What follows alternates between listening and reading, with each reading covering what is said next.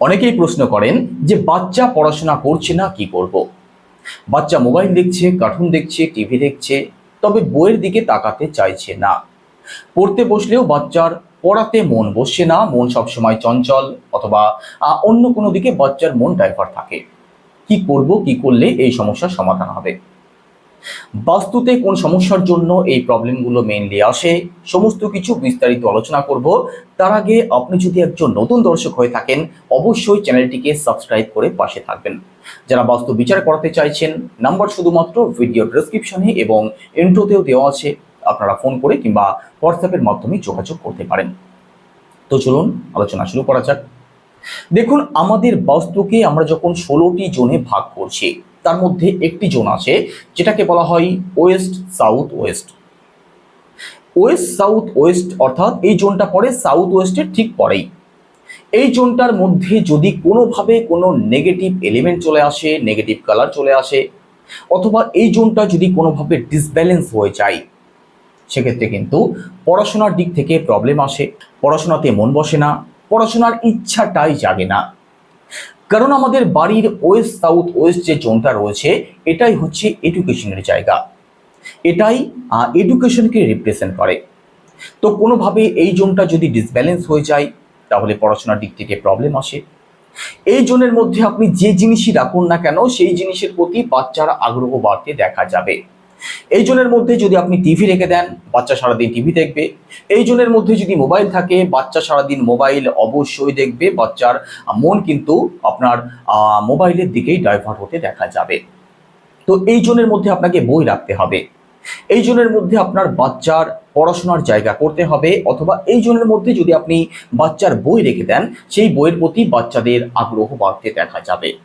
তবে শুধু বই রাখলেই হবে না, এই জোনটা যদি কোনোভাবে ডিসব্যালেন্স হয়ে যায়, সেক্ষেত্রেও কিন্তু প্রবলেম আসবে। তো কি করলে এই জোন ডিসব্যালেন্স হতে পারে? প্রথমত, আপনার বাড়ির ওয়েস্ট সাউথ ওয়েস্টে যদি কোনোভাবেই লাল কালার চলে আসে, তাহলে কিন্তু এই জোন ডিসব্যালেন্স হয়ে যায়। এই জোনের মধ্যে যদি কোনোভাবে সবুজ কালার চলে আসে, উডেন কালার চলে আসে, সেক্ষেত্রেও কিন্তু এই জোনটা ডিসব্যালেন্স হয়ে যায়। আপনার বাড়ির প্রপার ওয়েস্ট সাউথ ওয়েস্টের মধ্যে যদি আপনি টয়লেট করেন, ওয়েস্ট সাউথ ওয়েস্টের মধ্যে যদি আপনি কিচেন করেন, সেক্ষেত্রেও কিন্তু প্রবলেম আসে।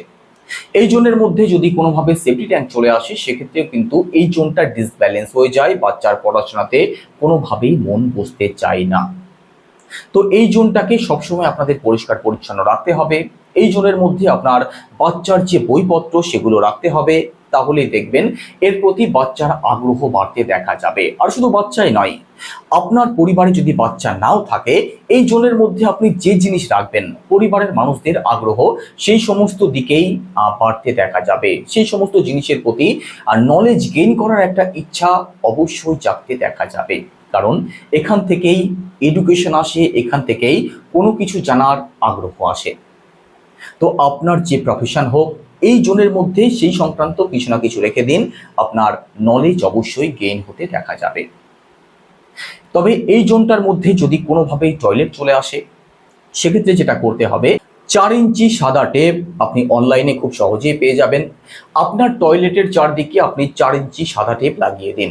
আগের ভিডিওতে কিভাবে কি লাগাতে হবে সেগুলো বলা আছে, আপনি গিয়ে দেখতে পারেন।